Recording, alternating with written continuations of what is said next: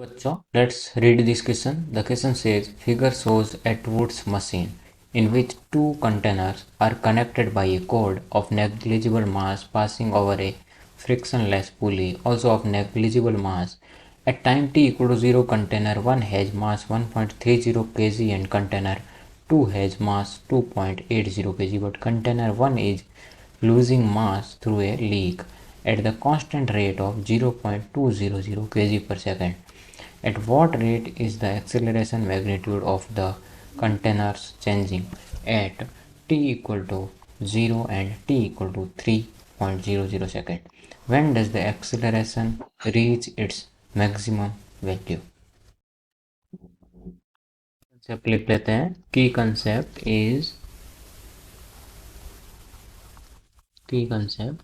changing mass and pulley system. तो diagram बना लेते पहले. कैसा सिस्टम दिख रहा होगा? तो ये कुछ ऐसा होगा. ये M1 है कंटेनर, ये M2 है, और जो M1 है तो dm/dt है वो दिया गया है माइनस ऑफ 0.200. क्योंकि माइनस इसलिए क्योंकि m कम हो रहा है. Minus dm1/dt. तो अभी यहाँ पे फ्री बॉडी डायग्राम बनाते हैं.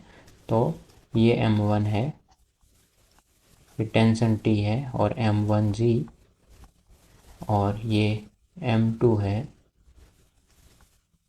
M2g T, let's say acceleration A और एक्सेलरेशन A. तो इसका FBD लिखेंगे तो T minus M1g equal to M1A और M2g minus T equal to M2A. तो इसको सॉल्व करने पर यहाँ से A मिलेगा, वो मिलेगा A equal to M2 minus M1 divided by M2 plus M1 into G. अब पूछ रहा है कि ये पूछ रहा है कि द कांस्टेंट रेट. तो t इक्वल टू 0 पे जो magnitude of the containers changing, तो फर्स्ट वाला एट t इक्वल टू 0,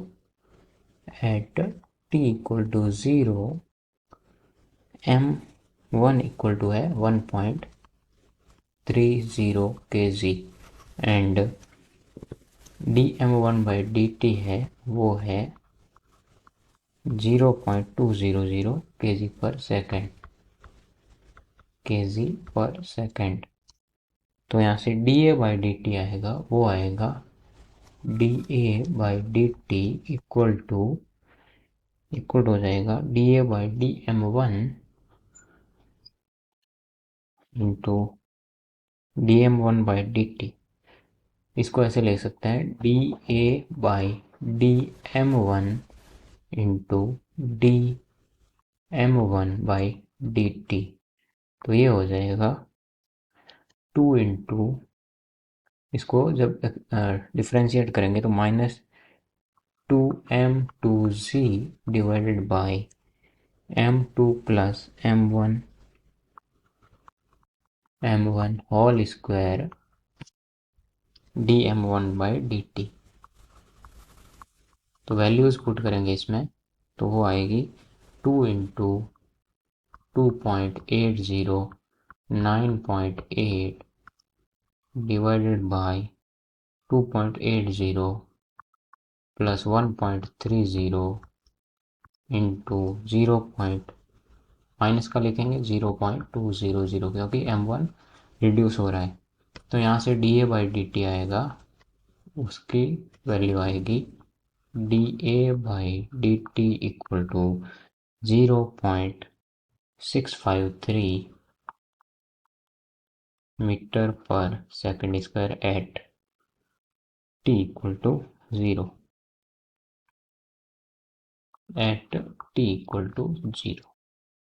अब सेकेंड. तो सेकंड सॉल्व करते हैं।